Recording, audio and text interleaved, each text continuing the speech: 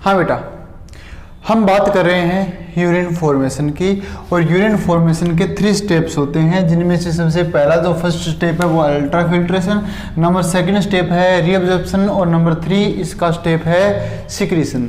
तो बेटा सबसे पहले हम लोग बात करते हैं अल्ट्रा फिल्ट्रेशन की। तो अल्ट्रा फिल्ट्रेशन यहाँ पर यूरिन फॉर्मेशन का सबसे पहला स्टेप होता है। तो हम क्या पढ़ रहे हैं? यूरिन फॉर्मेशन, ठीक है। तो यूरिन फॉर्मेशन का सबसे पहला स्टेप कौन सा होता है? फर्स्ट स्टेप होता है इनका अल्ट्रा फिल्ट्रेशन। अल्ट्रा फिल्ट्रेशन क्या होता है? सबसे पहले ये फर्स्ट स्टेप में हम समझते हैं।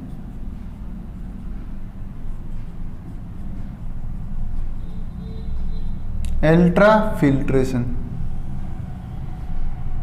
ठीक है। देखो बेटा, सबसे पहला अल्ट्रा फिल्ट्रेशन का नाम आता है तो हमें पता होना चाहिए नेफ्रॉन की स्ट्रक्चर।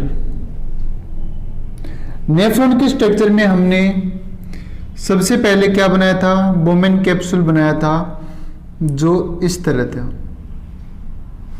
ठीक है।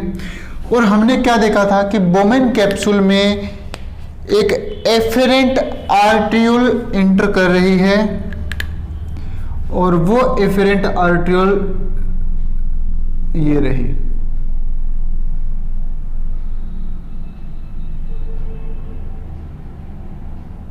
ठीक है। ये एफेरेंट आर्ट्रियोल जैसे ही बोमेन कैप्सूल में इंटर करती है, ये काफी सारी इस तरह से छोटे छोटे ब्रांचेज में क्या हो जाती है? डिवाइड हो जाती है और यहां से बाहर निकल जाती है इस तरह से।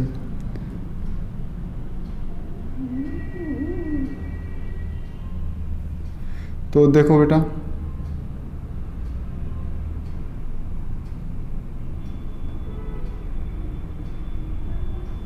ये रही, ठीक है। तो देखो यहां पर जो एफेरेंट आर्ट्रियोल है वो इसके अंदर इंटर करता है, कहां पर? ग्लोमेरुलस में इंटर करता है।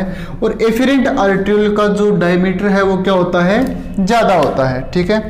तो यहां पर ये क्या है? Efferent arteriole, efferent arteriole. तो ये जो एफेरेंट आर्ट्रियोल होता है ये क्या करता है? इस कैप्सूल के अंदर इंटर करता है। जैसे ही ये इंटर करता है, ये क्या होता है? कई सारी ब्रांचेस में डिवाइड हो जाती है और यहाँ पर क्या बन जाती है?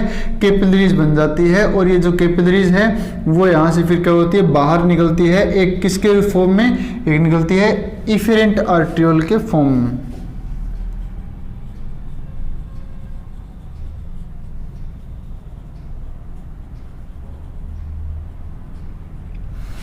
ठीक है। हाँ जी, अब देखो ये हो गया बोमेन कैप्सूल,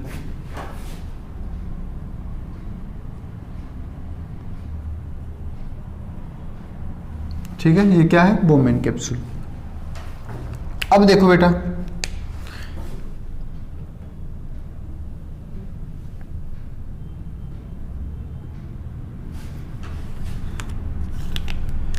यहां पर प्रेजेंट होती है स्पेशल सेल जो कि ब्लड कैपिलरीज के अंदर प्रेजेंट होती है। और ये जो एपिथेलियम, जो ब्लड कैपिलरी की जो है, इन एपिथेलियम को क्या बोलते हैं? इनको बोलते हैं हम सिंपल स्क्वेमस एपिथेलियम। और ये जो लेयर यहाँ पर बनी हुई है सिंपल स्क्वेमस एपिथेलियम की, इस लेयर को हम लोग क्या कहते हैं? एंडोथेलियम बोलते हैं। तो ये होगी endothelium layer of blood capillaries. तो सबसे पहले क्या होता है? जब यहाँ से ब्लड आता है तो वो ब्लड यहाँ से क्या होता है? फिल्टर होता है। फिल्टर होकर वो बोमेन कैप्सूल में आता है और ब्लड का फिल्टर होकर बोमेन कैप्सूल में आना, इस प्रोसेस को क्या बोलते हैं? अल्ट्रा फिल्ट्रेशन बोलते हैं। तो यहाँ पर ये जो बोमेन कैप्सूल जो होता है, इसकी सेल भी क्या होती है? स्पेशल टाइप की होती है। किस तरह टाइप की होगी? देखो यहाँ पर इसकी जो सेल्स होती है वो भी इसी तरह की सेल्स होती है, यानी सिंपल स्क्वेमस एपिथेलियम की बनी हुई स्क्वेमस सेल्स होती है। ये रही इसकी सेल इस तरह से,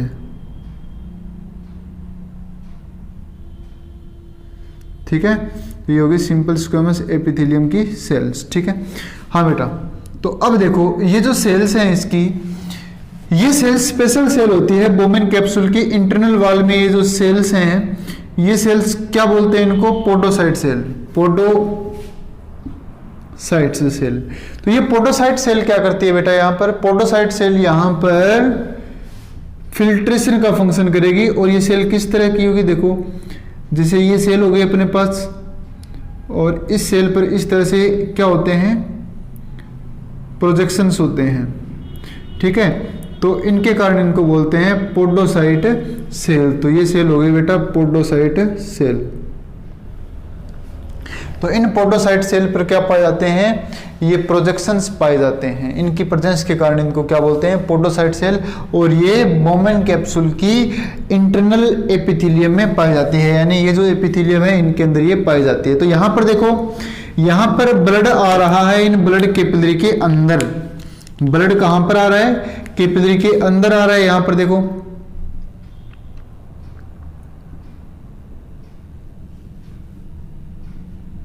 इस तरह से। और कैपिलरी से ब्लड यहां से फिल्टर हो रहा है। फिल्टर हो के कहां पर आता है? ये फिल्टर होकर आता है बोमेन कैप्सूल में। तो देखो बेटा, ब्लड भरा होता है कैपिलरी में, कैपिलरी से फिल्टर होकर कहां पर आता है? इस बोमेन कैप्सूल में आता है। तो वो कितनी लेयर को पार करके आएगा? यहां पर 2 मेन लेयर है, यहां पर इनको ये पार करके आएगा। सबसे पहले ये वाल हो गई किसकी? कैपिलरीज की। तो पहले जो वाल हो गई कौन सी है? वाल ऑफ कैपिलरीज, यानी endothelium layer of blood capillaries. And second layer कौन सी होती है? सेकंड लेयर होती है यहां पर एपिथेलियम ऑफ बोमेन कैप्सूल। ठीक है, तो ये आपस में मिलकर क्या करती है? ये दोनों लेयर आपस में मिलकर यहां पर फिल्ट्रेशन मेम्ब्रेन को बनाती है। तो यहां पर देखो बेटा, मैं इनको थोड़ा जूम करके दिखाता हूं आपको इस तरह से। ये क्या है? ब्लड कैपिलरी की एपिथेलियम है। और ब्लड कैपिलरी की एपिथेलियम के जस्ट नीचे की तरफ हम देखेंगे, ये तो हो गई ब्लड कैपिलरी। तो ये सिंपल स्क्वेमस एपिथेलियम से बनी होती है। ठीक है, और ये सिंपल स्क्वेमस एपिथेलियम से बनी होती है। अब देखो नीचे की तरफ क्या होगी? बोमेन कैप्सूल की एपिथेलियम होगी। यहां पर ये सेल्स है पोडोसाइट सेल।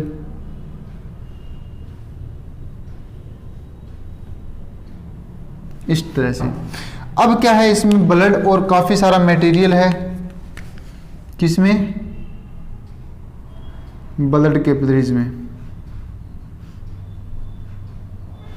और यहां पर ये मटेरियल क्या होता जाता है? छनता जाता है।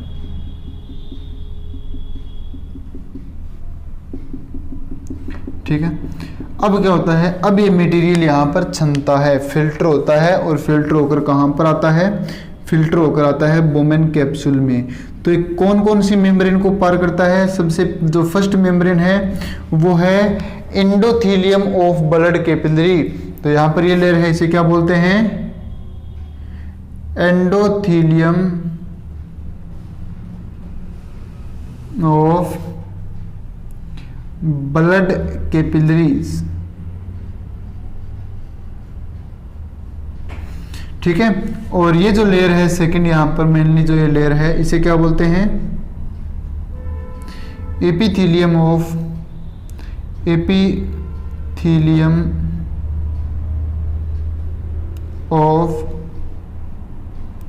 बोमेन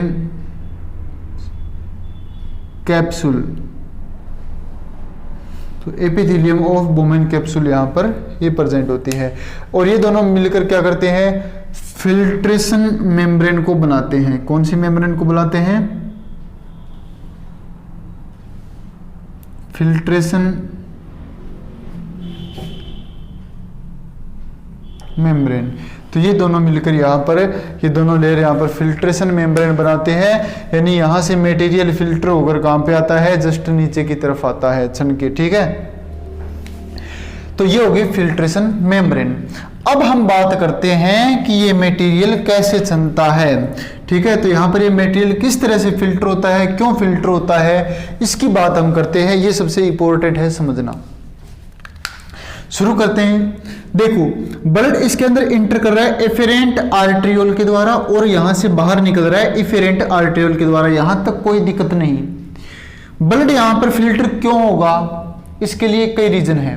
सबसे पहला रीजन ये है कि इनके बीच में बिल्कुल छोटे छोटे क्या पाए जाते हैं, पोर्स पाए जाते हैं। जो इसकी जो ब्लड कैपिलरी की जो एंडोथीलियम है, उस एंडोथीलियम में बिल्कुल छोटे छोटे पोर्स पाए जाते हैं। तो वो यहाँ पर 100 टाइम्स क्या कर देती है, इसके मैटर को छनने को बढ़ा देती है। ठीक है, फिल्ट्रेशन को यहाँ पर ये बढ़ा देती है। इसके बाद में यहाँ पर जो पोडोसाइट सेल्स होती है, ये पोडोसाइट सेल है। पोडोसाइट सेल को आप देख रहे हो इस तरह से, ये आपको स्ट्रक्चर इसकी दिखाई दे रही है।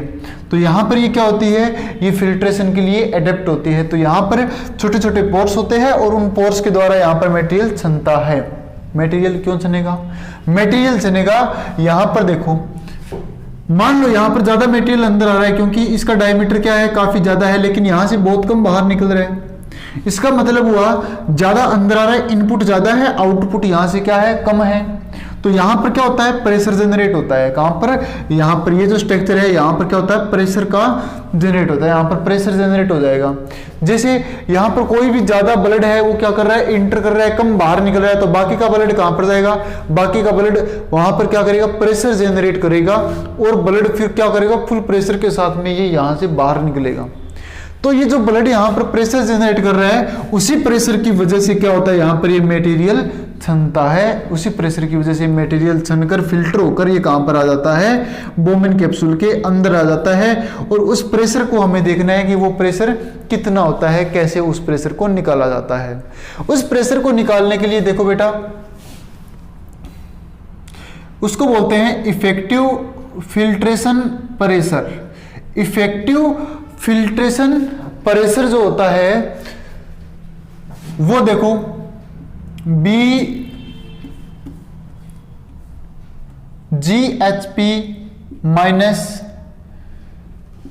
BCOP प्लस CHP, ठीक है, इक्वल टू EFP, ये हो जाएगा। ठीक है, तो ये फॉर्मूला है। इस फॉर्मूले से हम क्या करते हैं, इस प्रेशर को यहां से निकालते हैं। अब आप कहेंगे सर ये फॉर्मूला तो लिख दिया, इस फॉर्मूले का मतलब नहीं बताया। तो इसका मतलब देखो बेटा, यहाँ पर कितने टाइप के प्रेशर जनरेट होते हैं और वो प्रेशर किस तरह से यहाँ पर फिल्ट्रेशन का काम करते हैं। तो इनकी फुल फॉर्म हमें याद होनी चाहिए। सबसे पहले है EFP,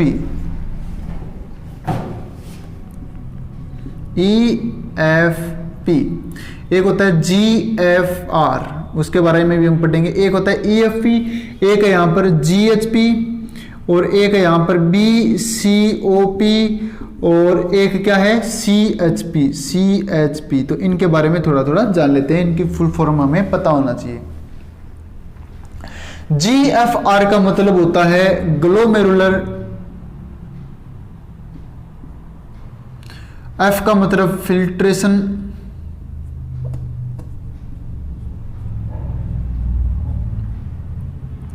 रेट, R मतलब rate, glomerular filtration rate. EFP का मतलब क्या होता है, effective filtration pressure. Effective filtration pressure. GHP का क्या मतलब होता है,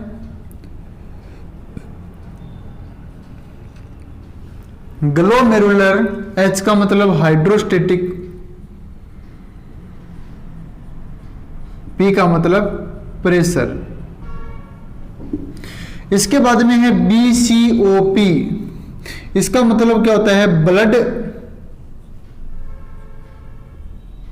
कोलाइड ऑस्मेटिक प्रेशर। ये इसको ब्लड कोलाइडो ऑस्मेटिक प्रेशर भी बोलते हैं। ठीक है, ब्लड कोलाइडो या कोलाइडल ऑस्मोटिक प्रेशर। इसके बाद में है CHP यानी कैप्सुलर हाइड्रोस्टेटिक प्रेशर। तो यहां पर एक क्या है, कैप्सुलर हाइड्रोस्टेटिक प्रेशर। तो यहां पर ये फॉर्मूले की फुल फॉर्म इस तरह से है। तो बेटा सबसे पहले हम बात करते हैं EFP क्या होती है, GHP क्या होता है, BCOP क्या होती है और CHP ये क्या होते हैं।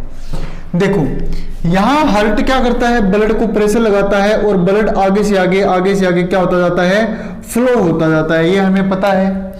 तो इसके अंदर जो प्रेशर जो है उसे हम लोग बोलते हैं GHP। क्या बोलते हैं, GHP।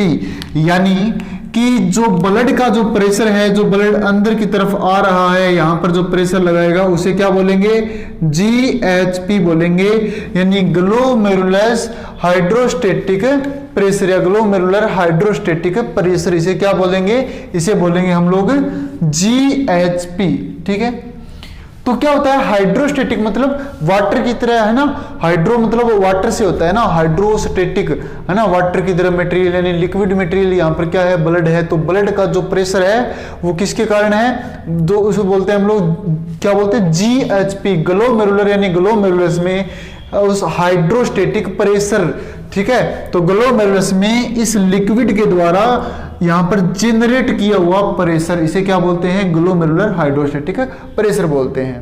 तो देखो ब्लड अंदर की तरफ इंटर कर रहा है और यहां पर लगा रहा है GHP, यानी इतना प्रेशर इस ग्लोमेरुलस पे लगा रहा है। ठीक है। जैसे हमारे पास क्या है, इस तरह से एक कॉन्वोलेटेड ऐसे ट्यूब्यूल है काफी सारी, उसमें हम क्या करते हैं, इस तरह फूंक मारते हैं, हवा भरते हैं उसमें। तो हवा भरेंगे तो वो क्या होगी, प्रेशर के साथ में हवा जाएगी, यानी हम जो प्रेशर जनरेट कर रहे हैं वो वहां पर इस ट्यूब्यूल के अंदर होगा। तो यहाँ पर ब्लड का जो प्रेशर जनरेट हो रहा है वो इस ट्यूब्यूल के अंदर है, उसे हम बोलते हैं GHP। यानी नॉर्मली ब्लड का प्रेशर होता है वो होता है 70 mmHg, यानी ग्लोमेरुलर हाइड्रोस्टेटिक प्रेशर कितना होता है, 70 mmHg होता है। तो ये क्या करता है, ये फिल्ट्रेशन के लिए इसको प्रेरित करता है कि भी मटेरियल है उसका फिल्ट्रेशन करो। लेकिन इसके अगेंस्ट टू फोर्स है, वो क्या करते हैं, इनके अगेंस्ट काम करते हैं। यानी GHP के अगेंस्ट टू फोर्स यहां पर काम करेंगे, जिसमें एक तो है BCOP। इसका मतलब क्या होता है, ब्लड कोलाइडो ऑस्मेटिक प्रेशर। तो यानी कि ब्लड के अंदर जो कोलाइडल जो पार्ट है ब्लड का, वो कोलाइडल पार्ट क्या करेगा, यहां पर इस मटेरियल के फिल्ट्रेशन को रोकेगा। फिल्ट्रेशन को कैसे रोकेगा, फिल्ट्रेशन को इस तरह से रोकेगा कि यहां पर मैंने बताया छोटे छोटे पोर्स होते हैं, ये RBC वगैरह, यहाँ पर जो कोलाइडल पार्ट है इन पोर्स को क्या करते हैं, यहाँ पर इस मटेरियल के छनने की यानी फिल्टर होने की रेट को क्या करते हैं, कम करते हैं, यानी इसके अगेंस्ट ये फोर्स लगाते हैं। तो इसको बोलते हैं BCOP और इसकी वैल्यू होती है 30 mmHg प्लस CHP, प्लस में क्या जाएगा CHP, कैप्सुलर हाइड्रोस्टेटिक प्रेशर। यानी कैप्सूल कैसा होता है, कैप्सूल इस तरह से एक कप के शेप की स्ट्रक्चर होती है और इसके अंदर क्या होता है, जैसे ही ब्लड बाहर से आता है तो अंदर के जो ट्यूबुलर पार्ट है उस पर क्या करेगा, प्रेशर लगाएगा। प्रेशर लगाएगा तो वो फूलेगी इस तरह से। वो किधर फूलेगी, जैसे देखो मैटर अंदर आया, अंदर इस तरह से प्रेशर लगा, ये बाहर की तरफ फूलेगी। लेकिन ये कैप्सूल क्या करता है, इसको फूलने नहीं देता, इसको ये इसके अगेंस्ट इस तरह से देखो प्रेशर लगाएगा। इसे हम बोलते हैं कैप्सुलर हाइड्रोस्टेटिक प्रेशर। और इसके कारण क्या होता है, इसके कारण यहां पर इसके अगेंस्ट फोर्स लगेगा, इसके अगेंस्ट फोर्स लगेगा तो यहां पर देखो 20 mmHg का फोर्स लगता है। अब इसकी वैल्यू कितनी आ जाएगी, 70 mm में से 30 + 20 यानी 50 mmHg माइनस कितने में से 70 mmHg से इनको क्या करते हैं, इनसे माइनस करते हैं तो इनका आंसर आ जाएगा 20 mmHg। यानी EFP की वैल्यू कितनी होती है, 20 mmHg होती है। ये 20 mmHg प्रेशर की वजह से यहाँ पर क्या हो रहा है, मटेरियल छन रहा है। एक बार फिर से देख लिए, थोड़ा सा क्या है, ये हार्ड टॉपिक है थोड़ा सा, ठीक है। तो एक बार फिर से इसको थोड़ा सा समझ लो, मैं एक प्रैक्टिकली आपको इसको समझा देता हूं। जैसे देखो बेटा, अपने पास क्या है, एक बोतल है,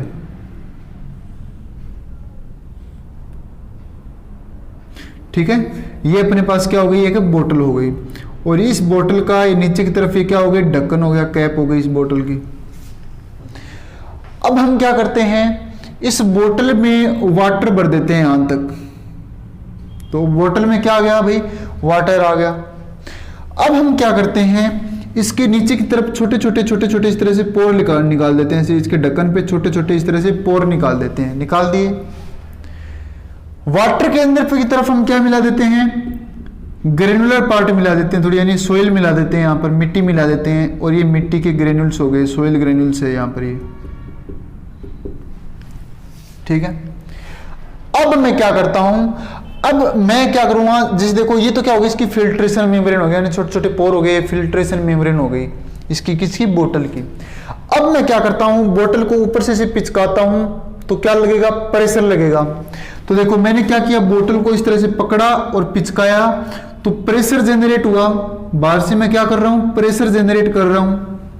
प्रेशर जनरेट हुआ तो इस प्रेशर को क्या कहेंगे, जो प्रेशर जनरेट हो रहा है इसको छानने के लिए, इस प्रेशर को कहेंगे, क्या कहेंगे, GHP, ग्लोमेरुलर हाइड्रोस्टेटिक प्रेशर। यानी ये क्या कर रहा है, इस तरह से प्रेशर है, ये हार्ट के द्वारा प्रेशर यहाँ पर टोटल लगाया जा रहा है। हार्ट के द्वारा प्रेशर के साथ में ब्लड आगे बढ़ता है, और यहाँ पर ये जो प्रेशर होता है वो 70 mmHg होता है। तो यहाँ पर 70 mmHg का फोर्स से हम क्या कर रहे हैं, इसको छानने के लिए, फिल्टर करने के लिए यहाँ पर लगा रहे हैं। लेकिन इस प्रेशर का क्या किया जाएगा, यहाँ पर इसका विरोध किया जाएगा। तो इसके अगेंस्ट क्या लगते हैं, 2 टाइप के जो यहाँ पर फोर्सेस लगेंगे वो इसके अगेंस्ट लगेंगे, यानी इसके फिल्टर होने को क्या करेंगे, कम करेंगे। देखो यहां पर ये सोइल के ग्रेन्यूल्स हैं, ये इसके फिल्ट्रेशन की प्रोसेस को कम करने की कोशिश करेंगे, क्योंकि ये क्या करेंगे, ये यहां पर आके पोर्स के ऊपर जमा हो जाएंगे और पोर्स के द्वारा मटेरियल के छनने को, इनके फिल्ट्रेशन को ये रोकने का काम करेंगे। तो ये पोर्स के द्वारा कम मटेरियल को छनने देंगे, ठीक है। तो ये क्या करेंगे, इसके अगेंस्ट फोर्स लगाएंगे। देखो ये फोर्स तो लग रहा है नीचे की तरफ, लेकिन ये फोर्स लग रहा है इसके अगेंस्ट, तो इसको हम बोलते हैं BCOP, यानी ब्लड कोलाइडो ऑस्मेटिक प्रेशर। यानी ब्लड में जो कोलाइडी मटेरियल है उसके कारण जो पोर्स होते हैं वो पोर्स रुक जाते हैं और अच्छी तरह के मटेरियल वो छन नहीं पाता, फिल्टर नहीं हो पाता। अब रह गया CHP। सर CHP क्या है, अब देखो यहां से अपने ऊपर से फोर्स लगा रहे हैं, लेकिन इस वाटर को बाहर नहीं निकलने दे रहा मैटर। कौन सा, यहां पर ये जो दीवार है, वाल है, वो इसके अगेंस्ट फोर्स लगाती है। ऊपर से जो वाटर आ रहा है उसके अगेंस्ट फोर्स दीवार लगाती है, ये इसकी वाल लगाती है। इसको हम लोग क्या बोलते हैं, वाल के द्वारा लगाए गए प्रेशर को हम लोग बोलते हैं CHP। यहां पे ब्लड के द्वारा जो प्रेशर लगाया गया वो क्या है, वो है यहां पर GHP, और जो कोलाइडल मटेरियल के कारण प्रेशर लगाया है उसे हम बोलते हैं BCOP। कहां कहां पर कौन से प्रेशर लग रहे हैं, देखो यहां पर लग रहा है GHP लग रहा है 70 mmHg यहाँ पर, ठीक है। लेकिन इसके अगेंस्ट कौन कौन से लग रहे हैं, इसके अगेंस्ट देखो पहले तो ये लग रहा है CHP लग रहा है, CHP 20 mmHg हो गए, और एक लग रहा है BCOP, ये भी फिल्टर नहीं होने दे रहा, BCOP। तो ये दोनों, इनको क्या कर देंगे, अपने में से नेगेटिव कर देंगे। तो इनमें से नेगेटिव कर देंगे तो देखो इनको माइनस करने पर क्या होगा, तो यहाँ पर कितना हो गया, ये 30 हो गया, तो 30 50 हो गया, ये टोटल 50 हो गया, 30 + 20 है कितना हो गया, 50 हो गया। तो 50 माइनस किस में से, 70 में से।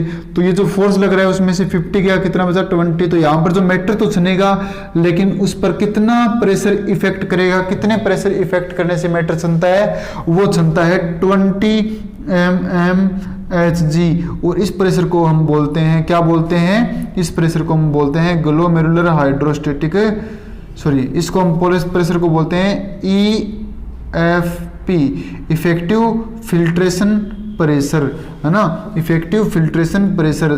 तो EFP इसको हम बोलते हैं। यानी इस प्रेशर के इफेक्ट से, 20 mm प्रेशर के इफेक्ट से मटेरियल क्या होगा, छनेगा। बात समझ में आ गई।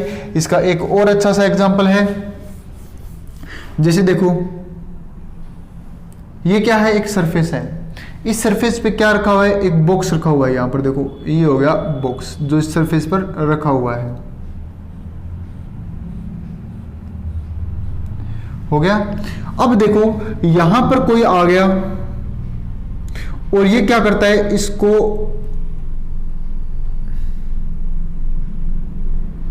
धक्का देता है, ठीक है। तो यहां पर बॉक्स पड़ा है और ये क्या कर रहा है, इस बॉक्स को इधर धक्का दे रहा है। कितने फोर्स से, 70, ठीक है, 70 न्यूटन फोर्स से, मान लो 70 न्यूटन फोर्स से ये क्या कर रहा है, इसको क्या कर रहा है, धक्का दे रहा है, उस साइड में फोर्स लगा रहा है इस पर। बॉक्स कहां पर जाना चाहिए, उस साइड में जाना चाहिए। एक छोटा बच्चा आता है, वो क्या करता है, वो इसके अगेंस्ट फोर्स लगाना शुरू कर देता है ना, इस तरह से। तो बच्चा क्या करता है, सामने से आकर क्या करता है, इसे फोर्स लगाता है। बच्चा फोर्स इस डायरेक्शन में लगा रहा है और उसके साथ में एक इसका बड़ा भाई है बच्चे का, वो भी इस डायरेक्शन में क्या कर रहा है, फोर्स लगा रहा है ऐसे। तो ये दोनों क्या कर रहे हैं, इस डायरेक्शन में ऐसे फोर्स लगा रहे हैं, सामने से ये इस तरह से फोर्स लगा रहे हैं। देखो ये तो फोर्स लगा रहा है इधर से, है ना, इसका फोर्स तो ज्यादा होगा क्योंकि ये बड़ा है, और ये जो छोटे छोटे बच्चे हैं ये थोड़ा थोड़ा फोर्स लगा रहे हैं इस साइड से। तो इनका फोर्स अपने ऐड करते हैं और देखते हैं ये बॉक्स कहां पर जाएगा। देखो ये तो 70 न्यूटन का फोर्स इधर लगा रहा है और ये लगा रहे हैं, ये बड़े वाला लगा रहा है 30 न्यूटन का, छोटे वाला 20 न्यूटन का फोर्स लगा रहा है इधर से। तो ये 30 और 20 कितने हो गए, टोटल 50, यानी 50 न्यूटन का फोर्स है वो इसके अगेंस्ट माइनस में लग रहा है ना। तो यहां पर ये हो गया 50 न्यूटन, ठीक है। तो यहां पर ये हो गया माइनस में, तो माइनस 50 न्यूटन। तो ये दोनों बच्चे क्या कर रहे हैं, मिलकर 50 न्यूटन का फोर्स इसके अगेंस्ट इधर लगा रहे हैं, लेकिन ये लगा रहा है 70 का इधर। तो 70 का लगाएगा तो 70 माइनस 50, तो यहां पर हो जाएगा 70 माइनस 50 इक्वल टू 20 न्यूटन। तो यहां पर ये बॉक्स कहां पर जाएगा, ये बॉक्स सीधी सी दिख रहा है कि ये बॉक्स सामने जाएगा, उधर जाएगा, बच्चों की तरफ जाएगा। क्यों जाएगा, इसलिए जाएगा, बच्चे जो फोर्स लगा रहे हैं वो कम लगा रहे हैं, लेकिन ये क्या लगा रहा है, ज्यादा लगा रहा है। इफेक्ट कौन सा प्रेशर करेगा यहाँ पर, या इफेक्ट यहाँ पर कौन सा फोर्स करेगा, इफेक्टिव प्रेशर कौन सा होगा, यहाँ पर 20 न्यूटन फोर्स होगा। तो यही सेम सिस्टम यहाँ पर होता है। एक बार फिर से देखिए कि जो ब्लड इसके अंदर इंटर करता है वो करता है GHP, इस फोर्स के साथ में इंटर करता है, वो 70 mmHg होता है। और ब्लड कहता है यहाँ पर कि ले तू जा जल्दी से यहाँ पर ठंड जा, है ना, फिल्टर हो जा। तो लेकिन यहाँ पर क्या होता है, इसके अगेंस्ट फोर्स लगता है। ब्लड के अंदर क्या है, ग्रेनुलर पार्ट है, वो यहाँ पर इन पोर्स को रोकता है। तो यहाँ पर उसके द्वारा BCOP जनरेट होता है, वो इसके अगेंस्ट होता है। ये तो आ रहा है 70 mmHg से, यहाँ पर BCOP 30 mmHg से इसके अगेंस्ट काम कर रहा है, ये माइनस में हो जाएगा। इसके साथ में मटेरियल जैसे अंदर आएगा तो ये क्या करता है, ये जो अंदर की तरफ जो आपको ये जो कैपिलरी दिखाई दे रही है वो क्या करनी चाहिए, फूलनी चाहिए, लेकिन ये कैप्सूल क्या करता है, कैप्सूल इसको फूलने नहीं देता। ये प्रेशर लगाती है लेकिन कैप्सूल वापस उनको फूलने नहीं देता।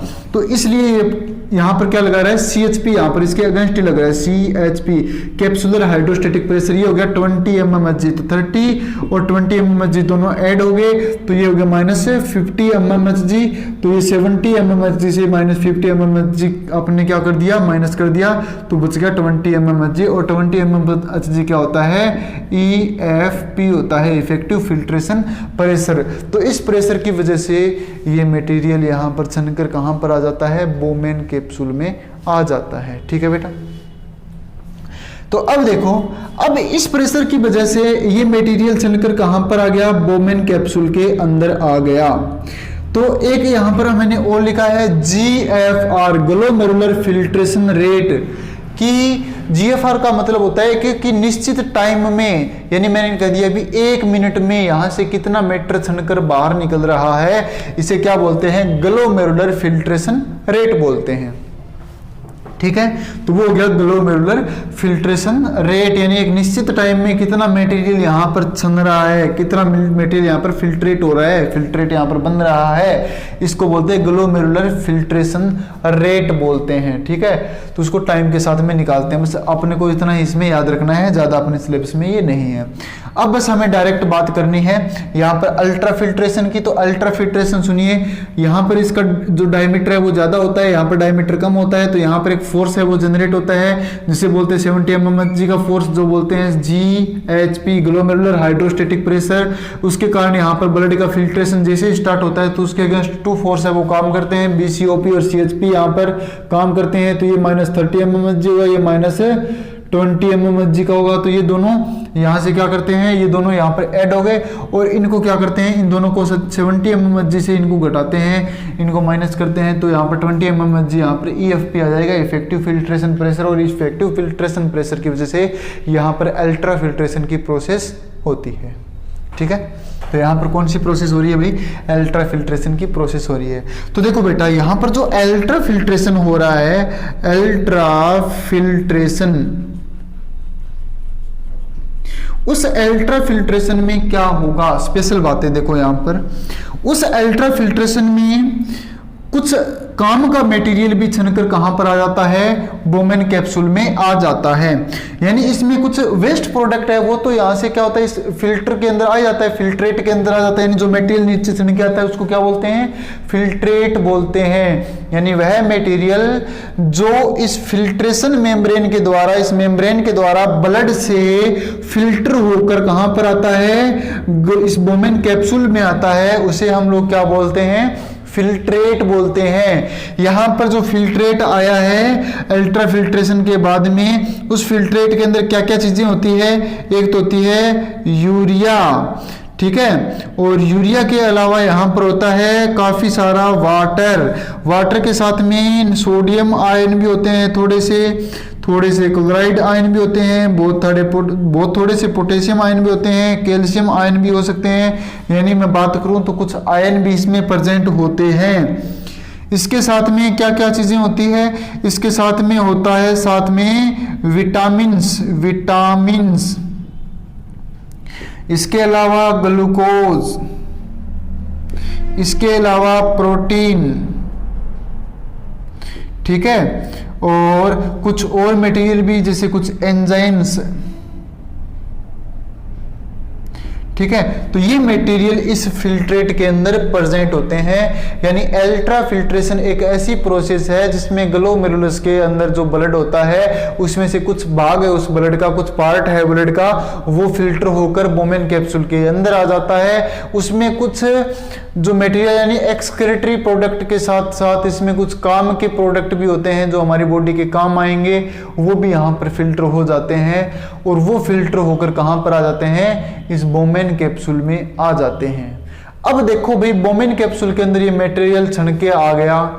अब इस प्रोसेस को क्या बोलते हैं, अल्ट्रा फिल्ट्रेशन बोलते हैं। जो मटेरियल छन के आ गया उसे फिल्ट्रेट बोलते हैं। और ये मेम्ब्रेन जो इस फिल्ट्रेशन का फंक्शन करती है, फिल्ट्रेशन का काम करती है, उसे हम बोलते हैं फिल्ट्रेशन मेम्ब्रेन। ये तीन बातें आपके याद हो गई। अब देखो, अब इस मटेरियल को जो काम की चीजें हैं, जैसे मान लो यूरिया तो कोई बात नहीं जाए बाहर, पानी भी थोड़ा बहुत चला जाएगा, थोड़ा बहुत, लेकिन ज्यादा पानी नहीं जाना चाहिए। आयरन की हमारी बॉडी को काफी जरूरत होती है, कुछ वाटर की जरूरत होती है, विटामिन की भी काफी जरूरत होती है, ग्लूकोज की भी हमारी बॉडी को जरूरत होती है, एनर्जी की भी जरूरत होती है। ये मटेरियल यहाँ से बाहर चले जाएंगे तो भाई काम कैसे चलेगा, काम तो नहीं चलेगा। तो इन मटेरियल को यहाँ से बाहर निकलने से रोकना होगा। कैसे रोका जाए, ये तो छनकर वापस आ गए, इसके अंदर छनकर आ गए, ये तो फिल्टर होकर आ गए, तो अब तो ये कहाँ पर जाने वाले हैं, वेस्ट प्रोडक्ट में जाने वाले हैं। तो अब क्या होता है, अब यहां पर ये जो मेम्ब्रेन आपको दिखाई दे रही है, यहां पर देखो इस मेम्ब्रेन के द्वारा मटेरियल तो छनकर आ गया, लेकिन यहां से देखो ये इफेरेंट आर्ट्यूल यहां से अराइज हो रही है, और ये इफेरेंट आर्ट्यूल फिर बाद में इसके चारों तरफ क्या करती है, इसके चारों तरफ इस तरह से चक्कर लगाकर इसके चारों तरफ लिपट जाती है कि भाई मेरा मटेरियल जो गलती से चला गया उस मटेरियल को वापस दे दो, ठीक है, क्योंकि ये बॉडी में काम आएगा। इस प्रोसेस को क्या बोलते हैं, इस प्रोसेस को हम लोग बोलते हैं रीएब्जॉर्प्शन। तो अब यहां पर स्टार्ट होने वाला है रीएब्जॉर्प्शन। अब हम बात करते हैं रीएब्जॉर्प्शन की। हाँ जी, तो यहां पर फर्स्ट में क्या हो गया, फर्स्ट में हो गया अल्ट्रा फिल्ट्रेशन, और सेकंड प्रोसेस में क्या होगा, रीएब्जॉर्प्शन। तो अल्ट्रा फिल्ट्रेशन तो आप समझ गए होंगे। अब हम लोग बात करते हैं रीएब्जॉर्प्शन की। तो सेकंड नंबर प्रोसेस अब स्टार्ट होता है यहां पर रीएब्जॉर्प्शन।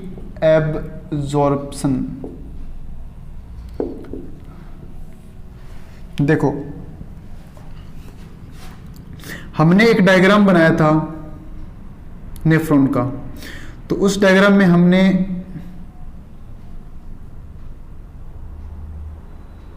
इस तरह से ये मटेरियल बनाए थे, और यहाँ पर ये डक्ट हो गई, और ये यू शेप नलिका हो गई, ठीक है।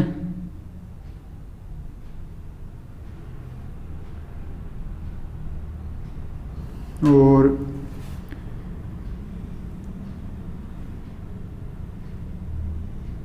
यहाँ पर ये मटेरियल हो गया इसका, और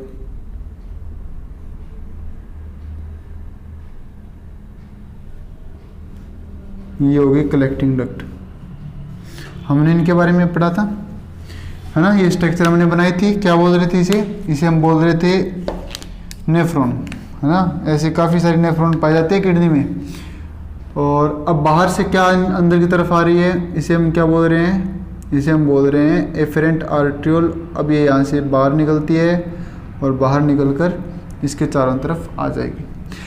अब क्या हुआ, सबसे पहले क्या हो गया, यहाँ पर अल्ट्रा फिल्ट्रेशन हो गया। अल्ट्रा फिल्ट्रेशन के द्वारा मटेरियल चुनकर कहाँ पर आ गया, मटेरियल चुनकर आ गया यहाँ पर। तो मैं ग्रीन कलर से ये क्या बना रहा हूँ, मटेरियल बना रहा हूँ। तो मटेरियल चुनकर इस बोमेन कैप्सूल के अंदर यहाँ पर आ गया। अब क्या होता है यहाँ से, अब यहाँ पर काम की चीज़ें हैं वो भी इस फिल्ट्रेशन में आ गई, तो उनको तो वापस रीएब्जॉर्ब करना पड़ेगा, और तो कोई समाधान ही नहीं है अपने पास।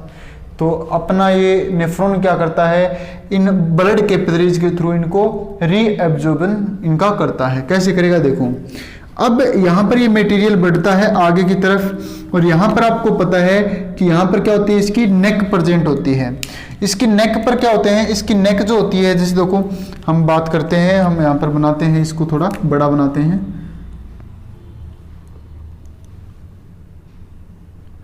हाँ जी, तो यहाँ पर देखो, यहाँ पर इनकी नेक होती है इस तरह से,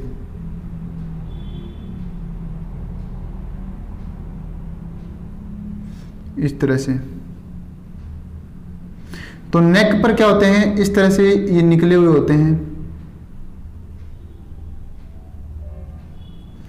इनको क्या बोलते हैं, इनको बोलते हैं सीलिया। तो नेक पर यहाँ पर क्या पाए जाते हैं, इनमें सीलिया पाए जाते हैं। और ये सीलिया क्या करते हैं, ये सीलिया इस मटेरियल को आगे की तरफ धक्का देते हैं कि भाई आगे चला जाओ, आगे चले जाओ, और भी मटेरियल आने वाला है, आगे चले जाओ।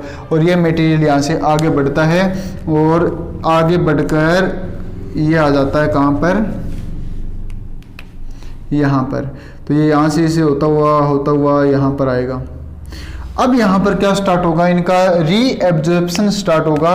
तो यहाँ पर ये क्या करती है, यहाँ पर ये जो कैपिलरीज है वो इनके चारों तरफ इस तरह से लिपट जाती है ऐसे।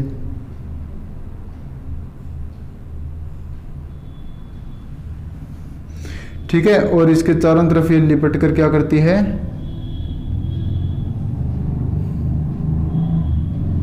इस तरह से लिपट कर यहाँ से बाहर निकल जाती है। बस इतनी सी बात है। अब ये मटेरियल छनकर कहाँ पर आ गया, मटेरियल छनकर आ गया यहाँ पर। इसे क्या बोलते हैं, पीसीटी बोलते हैं, प्रोक्सिमल कॉन्वोल्यूटेड ट्यूब्यूल। ठीक है, तो अब यहाँ पर हम लोग रीएब्जॉर्प्शन की प्रोसेस को पढ़ेंगे। देखो कैसे होता है भाई। हाँ जी, तो अब यहाँ पर स्टार्ट होता है रीएब्जॉर्प्शन। रीएब्जॉर्प्शन यहाँ पर कैसे होगा, यहाँ पर ये जो मटेरियल है फिल्ट्रेट है, इस फिल्ट्रेट में क्या क्या चीजें होती है, इस फिल्ट्रेट में होता है ग्लूकोज, ग्लूकोज के अलावा एमिनो एसिड, इसके अलावा और क्या क्या होता है यहाँ पर, और होता है यूरिया, इसके अलावा और काफी चीजें जैसे कि वाटर, इसके अलावा साल्ट। ठीक है, ये सारी चीजें इस मटेरियल के अंदर छन के आ जाती है। विटामिन, बस इतना लिख दो बहुत है। ठीक है ना, तो ये मटेरियल यहां पर छनकर कहां पर आ गया, ये मटेरियल फिल्टर होकर आ गया फिल्ट्रेट के फॉर्म में, कहां पर, पीसीटी में। इसको क्या बोलते हैं, पीसीटी, इसको क्या बोलते हैं, डीसीटी। ये मटेरियल यहाँ पर पीसीटी में आ गया बेटा। अब यहाँ पर पीसीटी में क्या होगा, अब इस पीसीटी में रीएब्जॉर्प्शन होगा। आपको पता है कि जो पीसीटी के अंदर की तरफ जो सेल्स होती है वो कैसी होती है, इस तरह की सेल्स होती है, इस तरह से। तो पीसीटी लेयर में ये सेल यहाँ पर प्रेजेंट होती है। ये यहाँ पर कैसी सेल होती है, क्यूबॉइडल सेल होती है।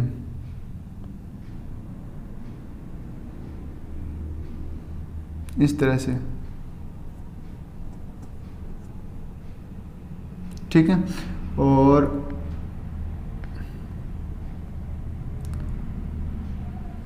ये क्यूबॉइडल सेल्स जो हैं इनके ऊपर क्या प्रेजेंट होते हैं, इस तरह से माइक्रोविलाई प्रेजेंट होते हैं।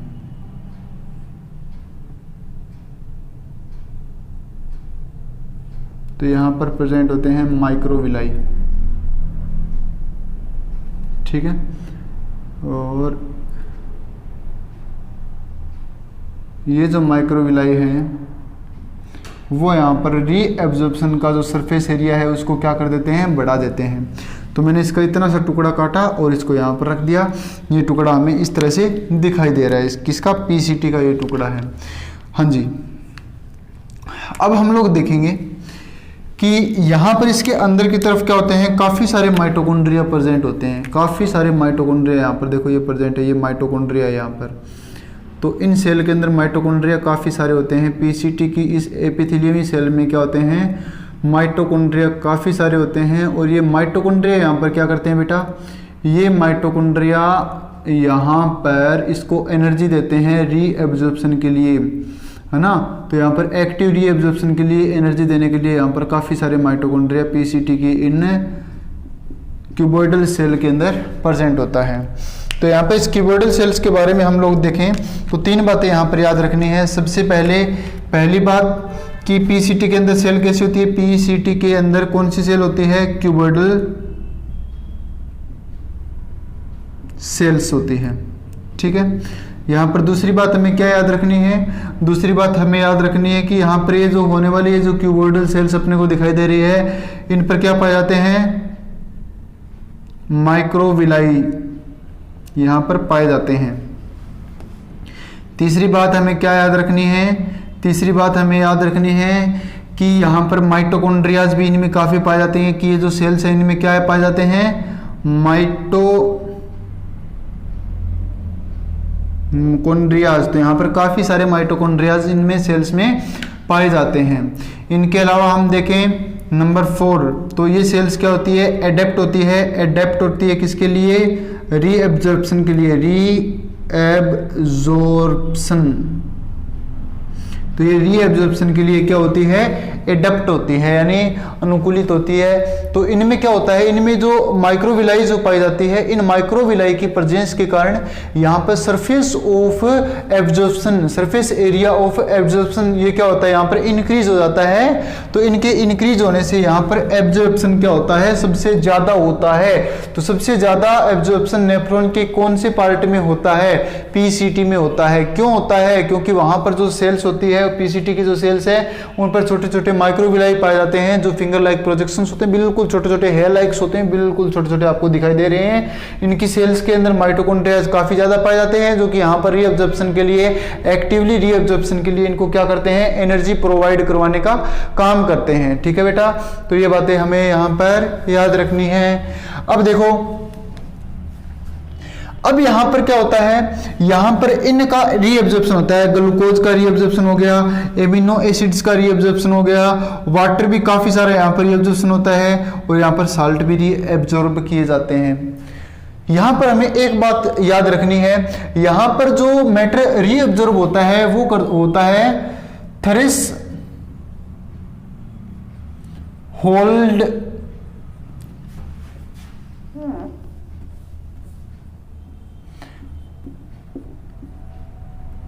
वैल्यू के हिसाब से, है ना। तो इनकी क्या होती है, ग्लूकोज की, एमिनो एसिड्स की, इनकी थ्रेशोल्ड वैल्यू होती है। तो देखो बेटा, जिनकी थ्रेशोल्ड वैल्यू काफी ज्यादा होती है, इनका फुल एब्जॉर्प्शन होता है, यानी 100% एब्जॉर्प्शन हो जाता है, 100%, यानी पूरा का पूरा क्या होता है, वो एब्जॉर्प्शन होता है। जैसे कि यहां पर आ जाएंगे ग्लूकोज, इसके अलावा एमिनो एसिड, तो इनका क्या हो जाता है, इनका पूरा रीअब्जॉर्प्शन हो जाता है। इसके अलावा हम लोग बात करें नॉर्मल थ्रेशोल्ड वैल्यू वाले मटेरियल, नॉर्मल थ्रेशोल्ड वैल्यू वाले जो मटेरियल होते हैं, जैसे कि वाटर, इसके अलावा वाटर के अलावा कुछ साल्ट्स, जैसे कि Na+, K+, Cl-, Ca+2, ये क्या होते हैं, ये नॉर्मल थ्रेशोल्ड वाले होते हैं, यानी उससे कम थ्रेशोल्ड वाले होते हैं, लोअर थ्रेशोल्ड वाले होते हैं, तो इनका पूरा रीअब्जॉर्प्शन नहीं होता, लेकिन इनका भी क्या होता है, रीअब्जॉर्प्शन होता है। और इसके अलावा होते हैं जिनकी थ्रेशोल्ड वैल्यू 0 होती है ना, तो नॉन थ्रेशोल्ड वैल्यू वाले मटेरियल यहां पर पाए जाते हैं, जैसे कि यूरिया। ठीक है, तो यहां पर हमें थ्रेशोल्ड वैल्यू याद रखनी है। यहां पर मटेरियल का जो एब्जॉर्प्शन होता है वो इसकी थ्रेशोल्ड वैल्यू के हिसाब से होता है। जिस मटेरियल की थ्रेशोल्ड वैल्यू जितनी ज्यादा होगी उसका इनका रीअब्जॉर्प्शन उतना ही ज्यादा होगा। यहां पर ग्लूकोज, एमिनो एसिड, इनकी थ्रेशोल्ड वैल्यू ज्यादा होती है और इनका रीअब्जॉर्प्शन है वो ज्यादा होने लग जाता है। इसके अलावा यहाँ पर वाटर, सोडियम, पोटेशियम क्लोराइड और ये कैल्शियम आयन होते हैं, इनका रीअब्जॉर्प्शन क्या होता है, इनका कम होता तो है, लेकिन इनका 100% रीअब्जॉर्प्शन नहीं होता है। इसके अलावा यूरिया है, उनकी 0 थ्रेशोल्ड वैल्यू होती है, तो यूरिया का रीअब्जॉर्प्शन बिल्कुल भी नहीं होता है। ठीक है, तो आप देखते हो कि जो यूरिन है उस यूरिन में नॉर्मली ग्लूकोज या एमिनो एसिड वगैरह नहीं होते, लेकिन जो यूरिन जो होता है उसमें वाटर भी प्रेजेंट होता है। इसके अलावा sodium ion, potassium ion, chloride ion, calcium ion ये भी प्रेजेंट होते हैं। इसके अलावा यूरिया भी प्रेजेंट होता है। ठीक है बेटा, और यदि यूरिन में ग्लूकोज आने लग जाए, ऐसी कंडीशन को क्या बोलते हैं, ऐसी कंडीशन को बोलते हैं डायबिटीज। तो डायबिटीज में ग्लूकोज क्या होती है, यूरिया के अंदर आ जाती है ना, तो इसको बोलते हैं ग्लूकोज यूरिया। ठीक है, ग्लूकोज यूरिया की कंडीशन में यूरिन में क्या आने लग जाती है, ग्लूकोज आने लग जाती है। ठीक है बेटा, तो इस तरह से ये थ्रेशोल्ड वैल्यू के हिसाब से यहाँ पर क्या होंगे, मटेरियल एब्जॉर्ब होंगे। अब ये मटेरियल आ जाता है कहाँ पर, अब ये मटेरियल आ जाता है हेनलेज लूप में। तो लगभग जो मटेरियल होता है, ज्यादातर मटेरियल कहाँ पर एब्जॉर्ब हो जाता है, पीसीटी में यहाँ पर एब्जॉर्ब हो जाता है। प्रोक्सिमल कॉन्वोल्यूटेड ट्यूब्यूल के अंदर क्या होता है, रीअब्जॉर्ब हो जाता है। अब मटेरियल को कहाँ पर भेज दिया, अब मटेरियल को भेज दिया यहाँ पर हेनलेज लूप में। हेनलेज लूप के यहाँ पर 2 लिम्स प्रेजेंट होती है। ठीक है, हेनलेज लूप। तो यहां पर हम लोग बात कर रहे हैं रीअब्जॉर्प्शन इन हेनलेज लूप। तो रीअब्जॉर्प्शन इन हेनलेज लूप, तो हेनलेज लूप में रीअब्जॉर्प्शन को हम पढ़ें तो देखो बेटा कैसे होता है। हेनलेज लूप कैसे होती है, इस तरह से यू शेप की स्ट्रक्चर होती है।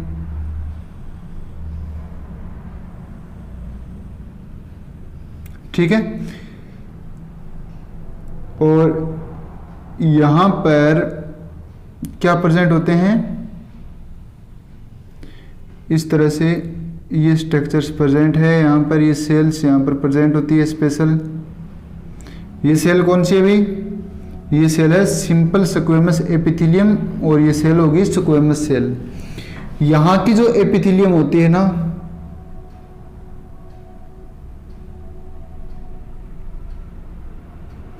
वहां पर कैसी सेल होती है, इस तरह से।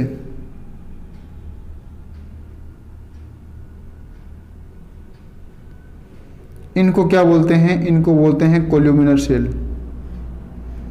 तो देखो बेटा हेनलेज लूप की 2 लिम्स हैं, एक तो असेंडिंग लिम्ब और दूसरी जो होती है वो कौन सी होती है, डिसेंडिंग लिम्ब।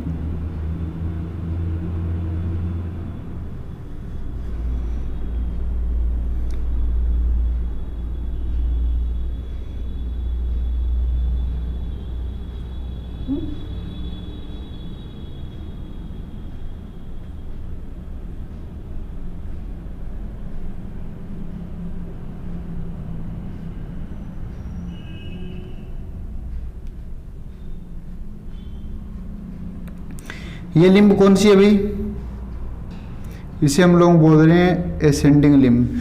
तो इसके 2 पार्ट हो गए बेटा, देखो कौन कौन से पार्ट है, इनको देख लेते हैं अपने। तो ये जो लिम्ब है इसकी, इसको हम बोलते हैं डिसेंडिंग लिम्ब, और इसको हम क्या बोलते हैं, एसेंडिंग लिम्ब। एसेंडिंग लिम्ब, तो इसे क्या बोलते हैं, एसेंडिंग लिम्ब बोलते हैं। तो 2 टाइप के लिम्ब है किसमें, हेनलेज लूप में। अब देखो बेटा ये जो लिम्ब्स होती है इनमें अलग अलग टाइप की सेल होती है और इनके फंक्शन भी क्या होते हैं, अलग अलग होते हैं। इन दोनों के फंक्शन बिल्कुल सेम नहीं होते हैं। यहाँ पर किन किन का एब्जॉर्प्शन होगा इसे हम देखें तो इसके जो डिसेंडिंग लिम्ब है यहाँ पर वाटर का रीएब्जॉर्प्शन होता है। तो देखो यहाँ से वाटर जाएगा। अब देखो मटेरियल कहाँ पर आ गया, हेनलेज लूप में आ गया मटेरियल, और इस मटेरियल में क्या है, ये फिल्ट्रेट है वो आगे से देखो इस तरह से मूव कर रहा है और हेनलेज लूप के डिसेंडिंग लिम्ब के अंदर आ गया। तो यहाँ पर ये हेनलेज लूप की डिसेंडिंग लिम्ब होगी और इसके अंदर ये मटेरियल आ रहा है छन के, देखो यहाँ पे आ गया भाई, यहाँ तक आ गया। अब क्या होता है, यहाँ से वाटर का रीएब्जॉर्प्शन होता है H2O है ना, तो H2O का यहाँ पर क्या हो जाता है, रीएब्जॉर्प्शन हो जाता है। तो यहाँ पर H2O का रीएब्जॉर्प्शन होता है, तो उस कंडीशन में क्या होगा, देखो बेटा उस कंडीशन में यहाँ पर जो साल्ट्स हैं वो क्या हो जाते हैं, साल्ट तो यहाँ पर धीरे धीरे जैसे जैसे मटेरियल नीचे जाएगा वाटर का रीएब्जॉर्प्शन होता रहेगा, वाटर का रीएब्जॉर्प्शन होता रहेगा, और अंदर का जो मटेरियल होता है वो हाइपरटोनिक टाइप का हो जाता है। कैसा हो जाता है, हाइपरटोनिक टाइप का। ठीक है, अब देखो, अब क्योंकि अब देखो यहाँ से जो वाटर है वो तो एब्जॉर्ब हो रहा है, लेकिन साल्ट यहाँ से एब्जॉर्ब नहीं हो रहे। इसके अंदर काफी सारी चीजें हैं, सोडियम भी है, पोटेशियम भी है, क्लोराइड भी है। तो यहाँ पर ये क्या होती है, ये बिल्कुल थिन होती है। ये जो मेम्ब्रेन होती है इनकी, ये जो वाल है वो क्या है, बिल्कुल ही थिन है। और इस थिन वाल से क्या होती है, वाटर है वो तो एब्जॉर्ब हो जाता है, बाकी चीजें बहुत कम एब्जॉर्ब होती है। अब यहाँ पर आ जाती है इसकी कौन सी लिम्ब, एसेंडिंग लिम्ब। अब ये मैटर यहाँ पर आ रहा है और ऊपर की तरफ यहाँ पर क्या कर रहा है, मूव कर रहा है, ऐसे ऊपर की तरफ जा रहा है। अब यहाँ से क्या होता है, ये है इसकी एसेंडिंग लिम्ब। एसेंडिंग लिम्ब में sodium ion, potassium ion, chloride ion, इन आयनों का क्या होता है, रीएब्जॉर्प्शन होता है। तो ये आयन यहाँ से क्या हो जाते हैं, रीएब्जॉर्ब हो जाते हैं। ठीक है बेटा, तो इन आयंस का यहाँ पर क्या होगा, रीएब्जॉर्प्शन होगा, लेकिन यहाँ से वाटर का रीएब्जॉर्प्शन नहीं होगा भाई। तो ये बात याद रखना, यहाँ से वाटर का रीएब्जॉर्प्शन नहीं होगा, लेकिन यहाँ पे सोडियम, पोटेशियम, क्लोराइड आयन का रीएब्जॉर्प्शन होता है। ये वाल जो होती है, असेंडिंग लिम्ब जो होती है हेनलेज लूप की, वो डिसेंडिंग लिम्ब से इसकी जो मोटाई होती है वो क्या होती है, ज्यादा होती है। ठीक है, तो ये क्या होती है, इससे थिक होती है। ठीक है, क्या होती है, थिक, और ये क्या होती है, थिन। ये तो थिन वॉल है और ये थिक वॉल से बना हुआ होता है। अब ये मटेरियल क्या करता है, ये मटेरियल ऊपर की तरफ जाता है और इसके साथ में आगे क्या जुड़ी हुई है, अब देखो, अब मटेरियल आ गया यहाँ पर, और यहाँ पर क्या है, यहाँ पर है इसकी एसेंडिंग लिम्ब, यहाँ से साल्ट है उनका एब्जॉर्प्शन हो गया। अब ये मटेरियल यहाँ पर आ गया किसमें, DCT में।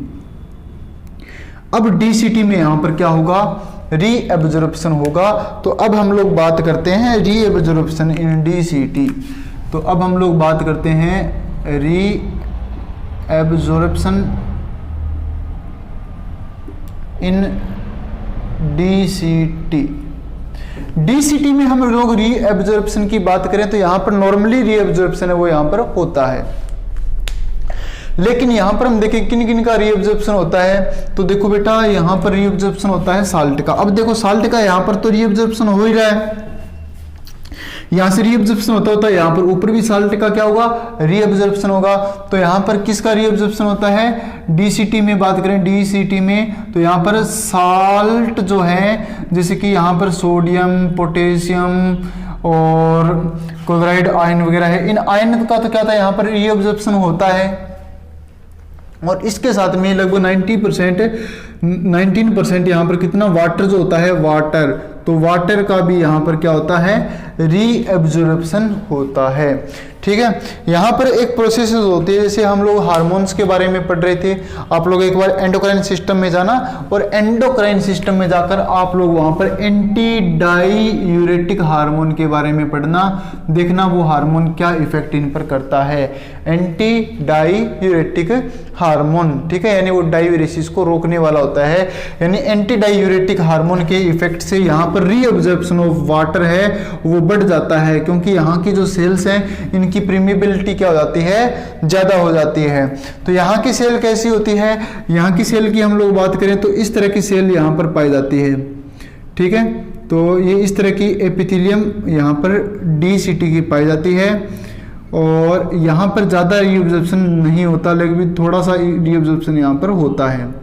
यहाँ पर साल्ट रीअब्जॉर्ब होते रहते हैं, साल्ट के साथ में वाटर भी यहाँ पर क्या होता रहता है, रीअब्जॉर्ब होता रहता है। तो यहाँ पर वाटर और साल्ट जो होते हैं वो क्या होते रहते हैं बेटा, रीअब्जॉर्ब होते रहते हैं।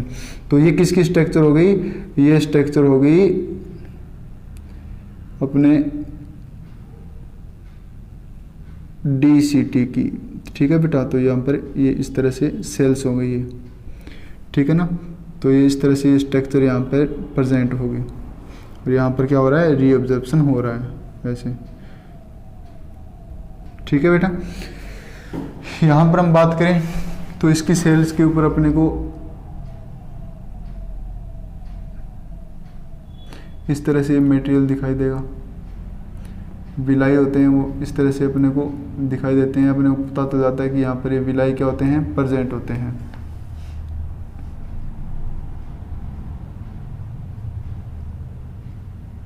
इस तरह से, ठीक है बेटा।